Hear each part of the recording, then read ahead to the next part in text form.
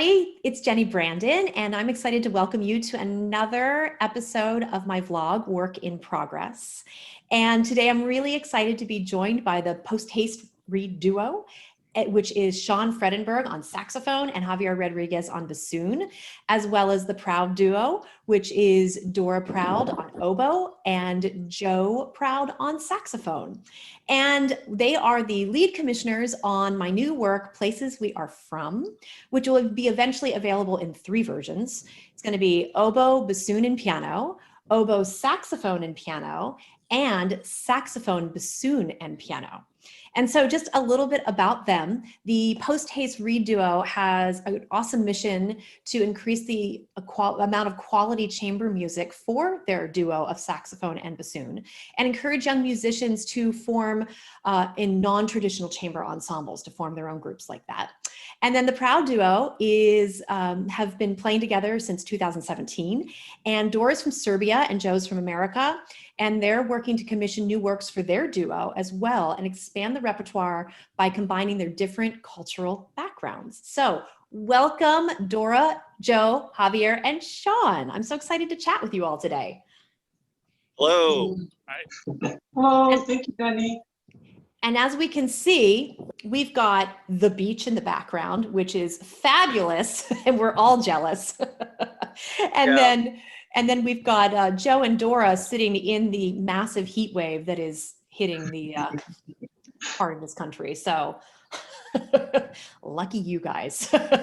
So we're gonna you know, have beautiful backgrounds and lots of heat as part of our exciting interview here. So let's start by just talking about how you all came up with this idea to commission this new work, and then not just commission it, but like commission 3 versions of this work. I'd love to hear that. Sure.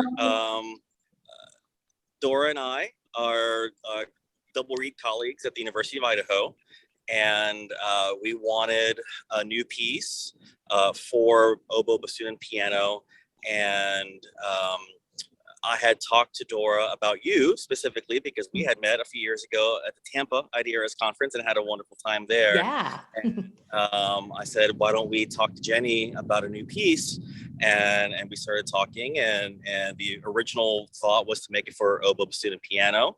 And then we both realized, well, you know, Dora and Joe have a duo, and Sean and I have a duo, and so why don't we try to expand this out and make several versions so that we can play together as double reed colleagues, but then in our duo versions as well. And so I think that's how the multiple versions came about.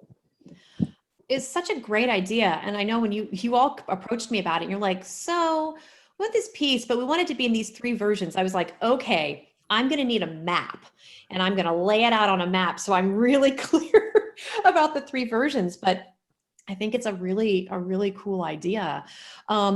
And, you know, that kind of makes me want to ask also then about like this idea of having a work in 3 different versions, the same work in 3 different versions, and what you think the benefits are to having this. I mean, do you find that, are you feeling like this was going to maybe help connect different musical communities, like double reeds and saxophones, in a way that maybe, you know, hasn't been done before, or just in a unique way? Yeah, definitely. I remember when we started playing, people were surprised that we are duo, that we play oboe and saxophone combination, so they would ask us if we play jazz. So for me, that was really kind of funny. So oboe and bassoon community are really connected, but I think now accepting kind of saxophone community into our community and expanding it, we're great. Yeah, absolutely. I think for saxophonists, most of the chamber work that we at least study in school revolves around the saxophone quartet or working with other saxophones. So having an opportunity to work with musicians from sort of other studios and other areas is really beneficial. I've learned a lot, and I'm sure, Sean, you've learned a lot from working with Javier.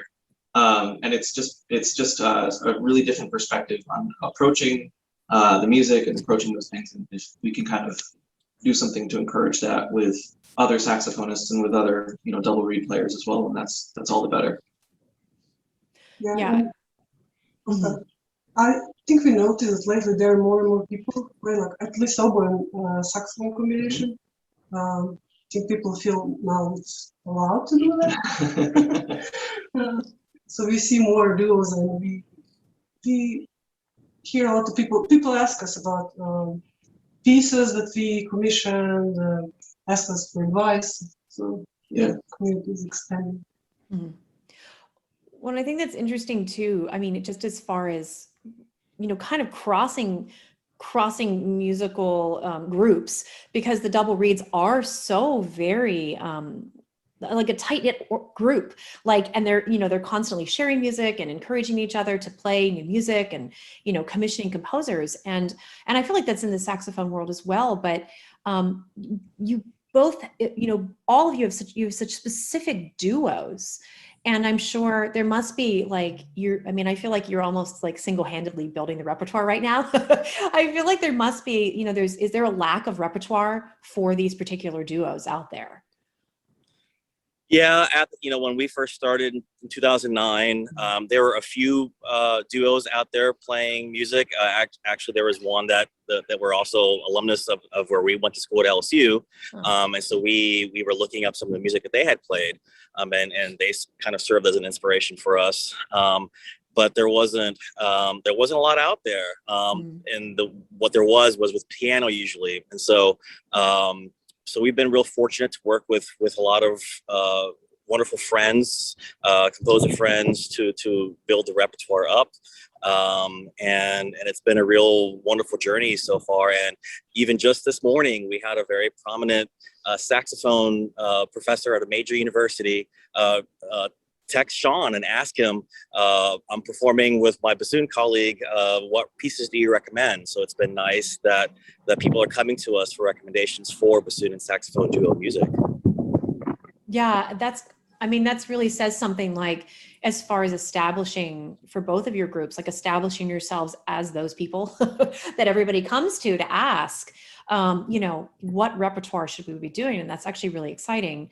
And I know Post-Haste, you guys have a couple albums out that you've put out now, and it's all new repertoire that you've commissioned, right? Yeah, we started by doing some pieces that were commissioned for us, and then some arrangements, right? Of course, because you have to figure out a way to maybe bring an audience in that might be familiar with certain things. So even though it might be highly sacrilegious, we do a version of the Poulenc trio for soprano, saxophone, bassoon, and piano. That's great. And to be honest, I'm not trying to replace the oboe. I just think that it's getting out to maybe a newer audience. Mm-hmm. We've played pieces like that for big conferences and things like that, and have people come up to us, kind of being exposed to something new. I think you were speaking earlier about the saxophone community versus the double reed community. Well, what are the things they have in common? Well, they both know where classical music comes from. They both have an idea that this avant-garde thing comes from somewhere. And so I think that's the way to build our audience, and that's the way to build people being interested in new commissions, even honestly, or our consortium, which I'm sure we'll talk about here in a little bit. We sure will.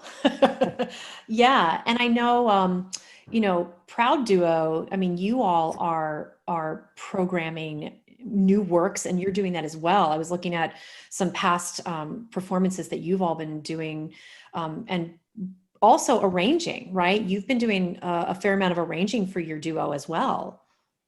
Absolutely. Actually, the first piece that we played together was also the Poulenc trio, but we did it with oboe and baritone saxophone and piano. And it's, we've kind of experimented a lot. Oboe and baritone saxophone are quite difficult to manage and balance, but we've found a lot of other combinations using soprano saxophone, or alto, and English horn. And we've arranged some of the two-part interventions by Bach, and we did a Beethoven trio at one point. That was also very fun and interesting. But yeah, I think it's important. We're always looking forward to kind of find new pieces and find new opportunities, but it's also important to kind of look backwards. Like Sean said, kind of know where everything is coming from and be able to show that to other people, and give sort of a holistic viewpoint of where the music is and where it's coming from, and eventually where it's going. Yeah, I think that's great. And you're right. And And it actually is a perfect segue into our piece, Places We Are From, because we're talking about this idea of we all are coming from a similar place. Like, I love that, you know, that was sort of the concept when we originally talked about this piece was, you know, we all are coming from different places, but like we're all sharing something, like whether it's this journey or, you know, similar experiences or just similar human emotion, right? And so I love the idea that one of the places that we come from, that we share, is our musical background and our historical musical background. That can, it's a place to start, and then we go from there. So I love that. So let's talk about the piece a bit. So, you know, this work obviously is going to be in these 3 versions eventually. Right now we've got the oboe bassoon piano version, and that is ready to go and be premiered. So that, Dora and Javier, maybe you want to talk a little bit about the recording process, or like, you know, jumping into a new piece, like brand new, like here's the piece, good luck. Sure. You know, as this particular version is going to be premiered and broadcast in late July for the International Double Reed Society Virtual Symposium, and it's the 2nd year they've done that.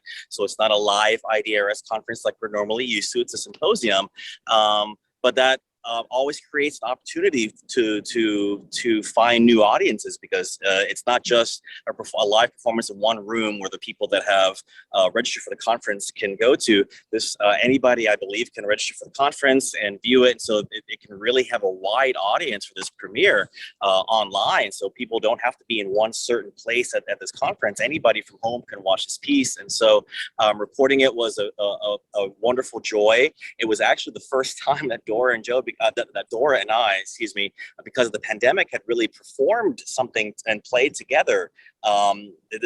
Dora's coming off her first year at the University of Idaho, and it was wonderful having her here, but we couldn't perform in ensembles together. We couldn't perform in our faculty wind quintet. So this was really the first time that we had to play something together, and it was a real joy to do to work on your piece.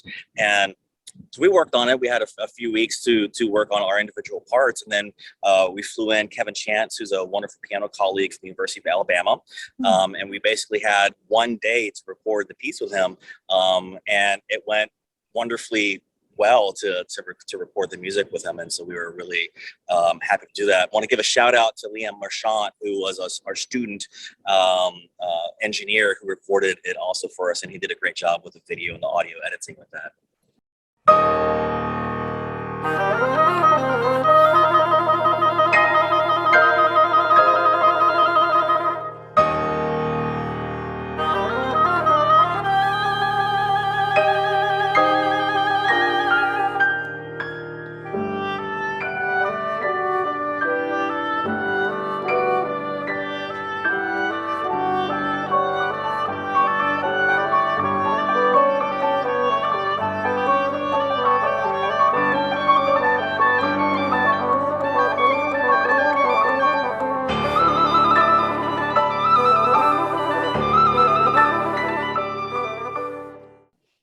That's amazing. And I love hearing these stories of like you get one day, like, don't screw it up. Like, that's it. You know, it's a lot of pressure on performers, but it's so amazing to me that you all, I mean, you show up and you do your job. And I mean, it's just such a mark of being so professional.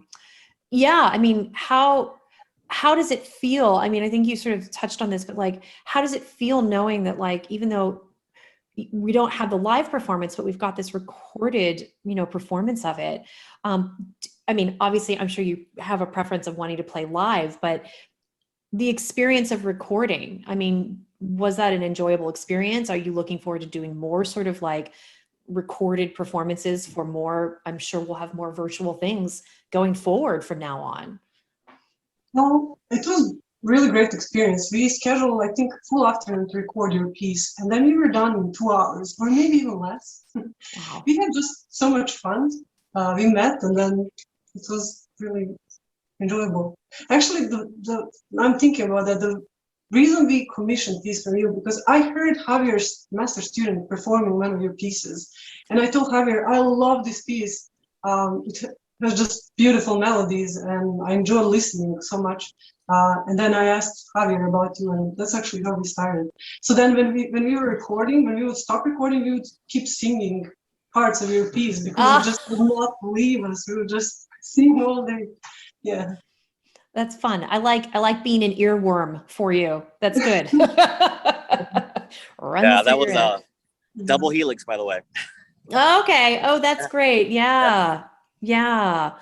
Well, it's always so much fun to write for double reeds, and then this expansion into writing for saxophone. Like, thinking about the saxophone, and Sean and Joe and I will talk about this too, is like, we've got multiple saxophones we can use, but then always that challenge, I think, Joe, like you were saying, like balancing like the Barry with the oboe, how do you balance all of that? So I think we'll probably play with saxophone with alto and soprano saxophones for our version, for sure.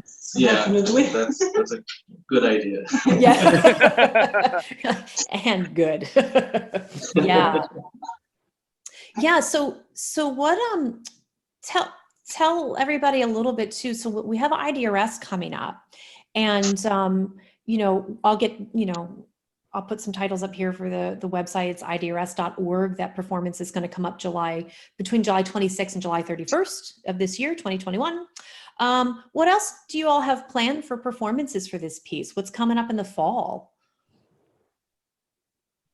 Well, we have a couple of things. We don't have all of the details 100% worked out yet. So I don't want to mention any specific names or specific things, but we're lining up at least one, if not probably two performances of piece throughout the fall at some point. Yeah. Yeah, and the bassoon saxophone version is going to be premiered. We're just now finalizing those details at Linfield University on Monday, November 29th, I believe. So we'll have a residency there, and that's when the Post-Haste version will be premiered. And then we'll possibly have other maybe universities that will kind of perform at around that same time. Cool. So we'll keep everybody posted on that. Yeah. Mm-hmm. Yeah, actually, Oboe and Bassoon version, I don't know why I forgot to mention it. Javier and I will host double read day here in the University of Idaho, September 18. 18? Yeah. Yeah, so then we'll perform it then, and then also we'll have our joint recital, so we'll perform that. Sorry about that. Yes, so we'll have two performances of the double read version in September as well on the University of Idaho campus. Well, and it's nice too, just in general, that everyone's getting back to live performances, right? Like we can actually make plans to have recitals now. So it's exciting to be able to say that you've got dates, and it sounds like you all have just in general, a busy fall schedule, which is exciting. So maybe we'll just let folks know a little bit about our consortium possibility here too. So what do we have for details for that? I guess people can sign up this summer, right? And check in with us through August 15th, right? To sign up for it.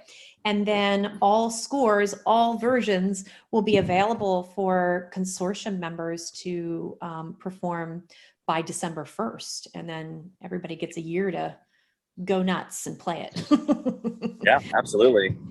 Yeah. So anything, any other things that we should mention about the piece? I guess one thing I'll say with the piece is that there's sort of some solo sections or something where each instrument's kind of featured. So in each version, you'll get something that features the instrument a little bit. I thought that was a really important part of this piece. Yeah.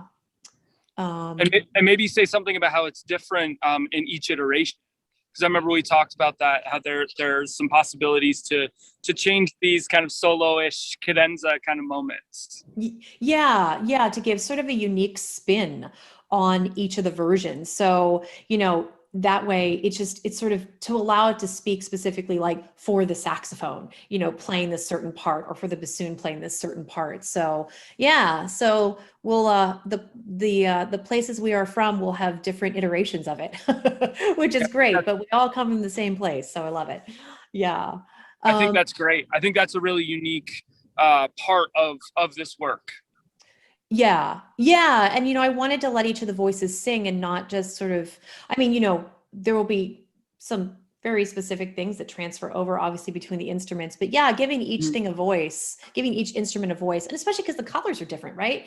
Like, you know, we have different colorings and different ways that the instruments and the registers, you know, and the colors they make. So yeah, so that'll be some changes coming up, and we'll talk further about that too as I get into the saxophone versions of this as well.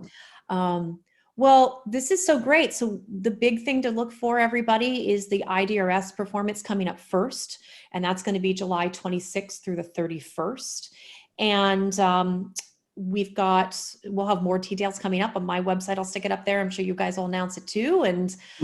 And yeah, and so we're really excited to share this piece with everybody. I'm really honored to have worked with you all on this piece, to have you all have this fabulous idea to do 3 versions of a work, which is wild. I love it. Yeah, I think, you know, that's the unique part about this particular piece, and we're just so happy and honored that you wanted to do this for us. And Absolutely. I think it's going to be a lot of fun for saxophonists, bassoonists, oboists, for a lot of the woodwind and pianists also. Yeah. Well, and we're also thankful that IDRS is helping to fund the piece in parts as well. Yeah. IDRS grant gave us the a 50 for 50 commission grant for this premiere, and that's part of IDRS's 50-year anniversary. So we're really honored to have been given that, one of 3 for this festival. So big thanks to IDRS, and we're really excited to get to share it with everybody. So before we go, one of the most important things that we have to do is we have to look at our pets. So I understand that there is a dog on a beach that we need to see what he's up to. Yeah. So,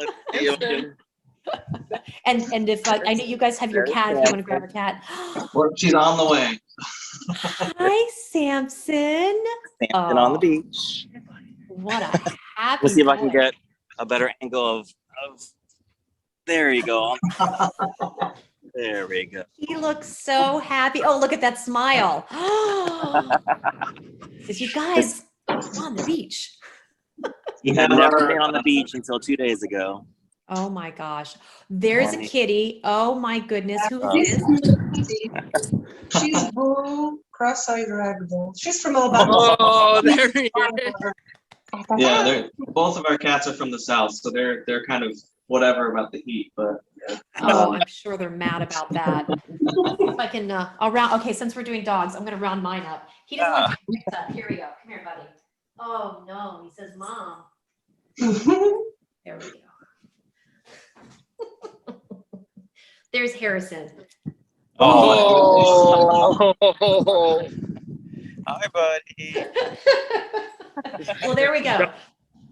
It's not a Zoom if you don't have a pet on it. So officially we've done it. So well, thank you all so much for taking time out of busy schedules, busy lives, recording, performing, and all of that to chat. I'm so excited about our new piece. I'm so honored to have written it for you all, and I can't wait for everybody to hear it. So Thank you, Jenni. Thanks, Yeah. Jenni. Thank you. Thank you so much. Thanks, everybody. And yeah, so check it out, idrs.org. And I'm going to put up other websites as well that'll flash across the screen here once I edit it. And yeah, thanks so much. And check out performances, and we'll see you all soon. Great. Take care. Thanks. Take care, everybody. Bye.